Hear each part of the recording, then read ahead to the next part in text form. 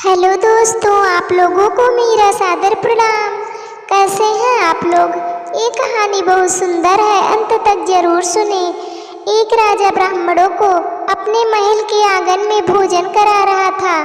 राजा का रसोइया खुले आंगन में भोजन पका रहा था। उसी समय एक चील अपने पंजे में एक जिंदा सांप को लेकर राजा के महल के ऊपर से गुजरी।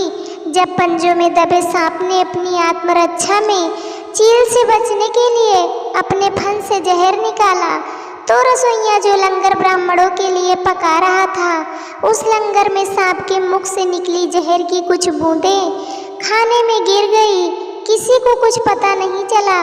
फलस्वरूप वह ब्राह्मण जो भोजन करने आए थे, उन सभी की जहरीला खाना खाने से मौत हो गई। अब राजा को सारे ब्राह्मणों की मृत्यु का पता चला, तो वह ब्रह्म हत्या होने से उसे बहुत दुख हुआ। ऐसे में अब ऊपर बैठे यमराज के लिए भी यह फैसला लेना मुश्किल हो गया कि इस पाप कर्म का फल किसके खाते में जाएगा। राजा, जिसको पता ही नहीं था कि खाना जहरीला हो गया है, या रसोइया जिसको पता ही नहीं था कि खाना बनाते समय वह जहरीला हो गया है, या वह चील जो जहरीला सांप लिए राजा के महल के ऊपर से गुजरी, या वह सांप जिसने अपनी आत्मरक्षा में जहर निकाला। बहुत दिनों तक यह मामला यमराज के दरबार में अटका रहा।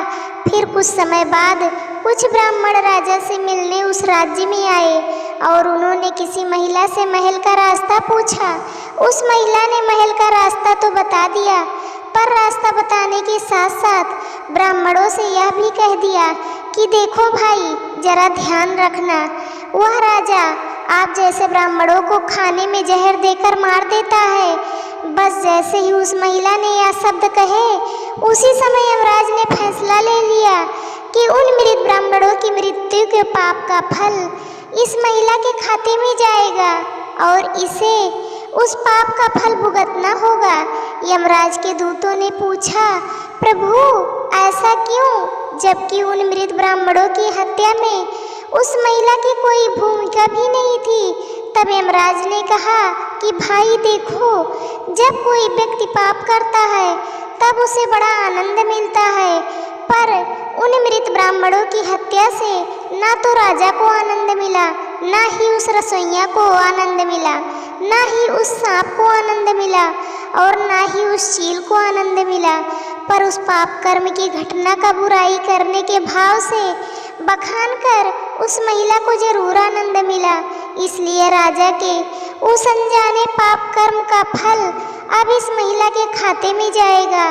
बस इसी घटना के तहत आज तक जब भी कोई व्यक्ति जब किसी दूसरे के पाप कर्म का बखान बुरे भाव से करता है, तब उस व्यक्ति के पापों का हिस्सा उस बुराई करने वाले के खाते में भी डाल दिया जाता है। अक्सर हम जीवन में सोचते हैं कि हमने जीवन में ऐसा कोई पाप नहीं किया, फिर भी हमारे जीवन में इतना कष्ट क्यों आया। यह कष्ट और कहीं से नहीं, बल्कि लोगों की बुराई करने के कारण उनके पाप कर्मों से आया होता है, जो बुराई करते ही हमारे खाते में आ जाता है। दोस्तों, ये प्रसंग आप लोगों को कैसे लगा, आप लोग कमेंट करके ज़रूर बताना।